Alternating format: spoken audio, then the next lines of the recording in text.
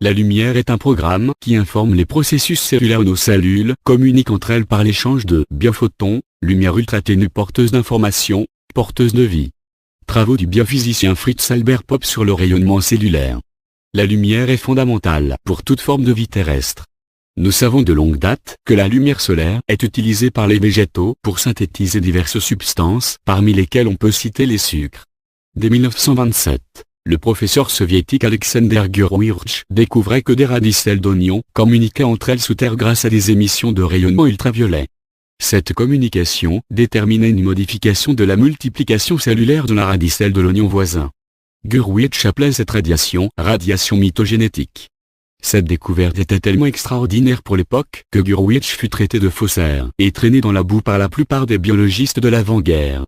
En 1975, grâce à des techniques de pointe, le biophysicien allemand Fritz Albert Popp, Université de Kaiserslautern, non seulement confirmait les découvertes de Gurevitch, mais prouvait par la même voie que toutes les cellules vivantes émettent et captent constamment de la lumière. Il ne s'agissait plus seulement de cellules de végétaux, mais aussi des cellules animales et humaines. La découverte fit grand bruit en Allemagne et partout dans le monde, mais en France, à part de rares exceptions, sa connaissance n'a franchi les barrières des médias tant scientifiques que populaires, que bien des années plus tard, ce cas n'est pas un cas unique. Pourtant cette découverte est destinée à modifier considérablement dans les années à venir la conception de la biologie fondamentale. Elle nous engage vers une biologie dans laquelle la physique quantique serait partie prenante. Le professeur Ilya Prigogine, Université de Bruxelles, prix Nobel 1977, par son concept de structure dissipative, introduit le principe selon lequel de l'énergie fournie localement en des endroits déterminés peut se propager à l'ensemble d'un système, donc se délocaliser. Ceci ne se produit qu'en dehors de tout équilibre. La lumière, un système de communication codé entre cellules sous forme de biophotons. En réalité, ce que F. Popp a découvert est fondamental et est une application des structures dissipatives. La lumière égale énergie distribuée dans les tissus vivants par ses émissions cellulaires joue un rôle central dans des processus moléculaires profonds.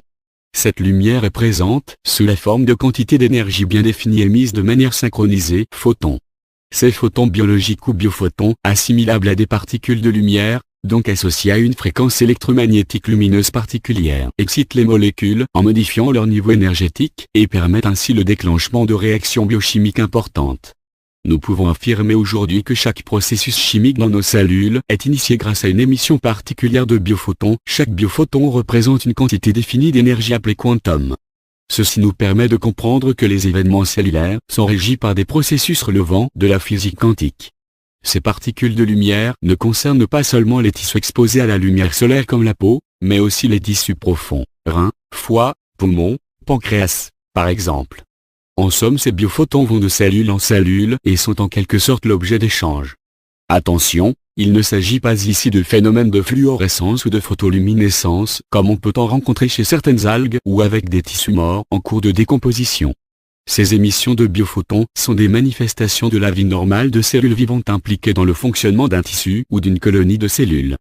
Certains animaux vivants en collectivité utilisent le système de communication par biophotons. Des recherches ont été effectuées sur différents types d'animaux vivants en groupe. Des chercheurs de l'équipe de Popp ont étudié sur la mangrove de Thaïlande les scintillements des lucioles.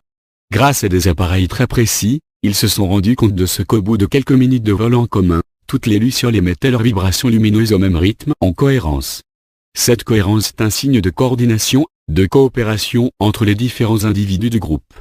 F. Popp a montré par exemple que dans des colonies de daphnies, minuscules crevettes, les émissions de biophotons par les daphnies elles-mêmes diminuent avec l'augmentation de la population, contrairement à ce que l'on pourra attendre, ce qui correspondra à une absorption par les animaux de plus en plus nombreux d'une partie du rayonnement photonique. Ceci pourrait être un signal de limitation du taux de reproduction. En réalité, lorsque les animaux commencent à vivre dans une certaine promiscuité, les rayonnements photoniques des différents individus sont plus aisément absorbés par d'autres puisque la distance devient plus courte. Ces faits indiquent une sorte de langage informatif collectif que les animaux vivants en colonie utilisent pour transmettre des messages destinés à maintenir le groupe en harmonie, dans des conditions acceptables pour un milieu donné.